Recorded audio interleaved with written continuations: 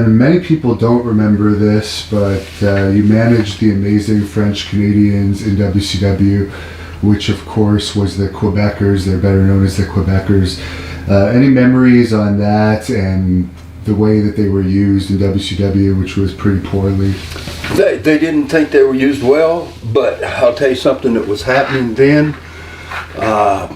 They were not using any finishes where there were disqualifications, run-ins, things. They wanted a winner every night. And if you watch Vince's program today, you see they pretty much give you winners. And they avoid all that other stuff. At that time, they were doing that. So those boys had a real good contract. They were making money, and so was I. And I saw two guys that wanted to be used better. But sometimes, you know, when you're making real good money and you think you wait on that opportunity to be used better, and so I spoke to those guys about it. Again, I used my old timer stuff. Hey boys, now you listen so much. And probably the final night that we did business, I just loved Jacques Rougeau. He's a close friend of mine. I used him in my territory as a young boy when he was finding it hard to get work and get along with guys that I thought he was great, and I used him and I treated him well, and I got my guys to treat him well. And so I had a background with Jacques.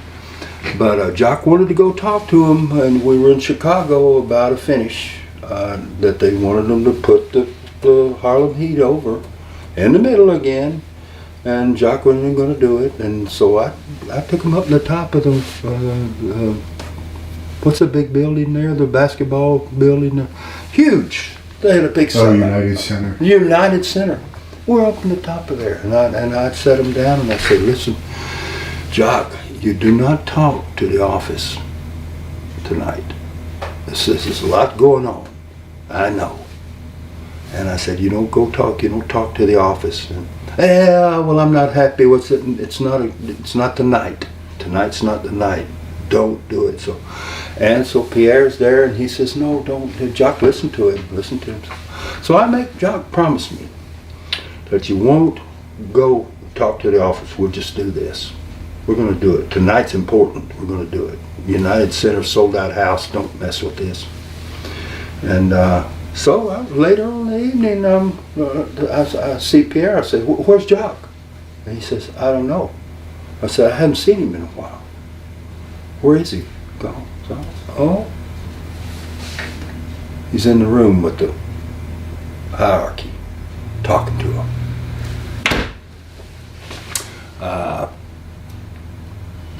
2 weeks later, we all get our notice.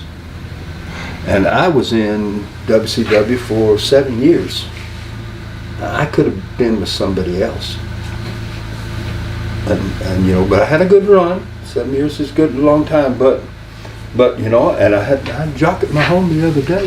He's a dear friend, and he knows.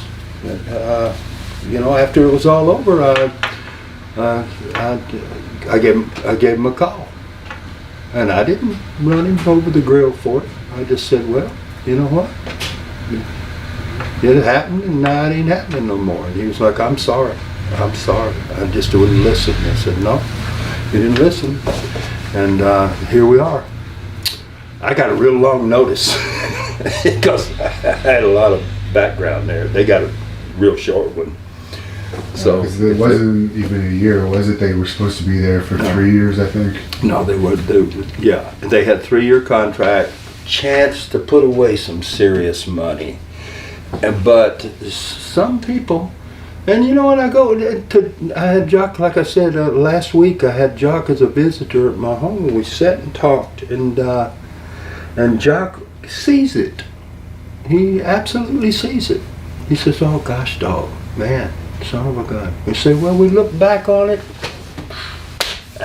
Those were the days. and you just pass it on up. There's no hard feelings about anything. That I look at that kid today and say he's a full-grown man and smart as a whip, and so I don't criticize 1 ounce.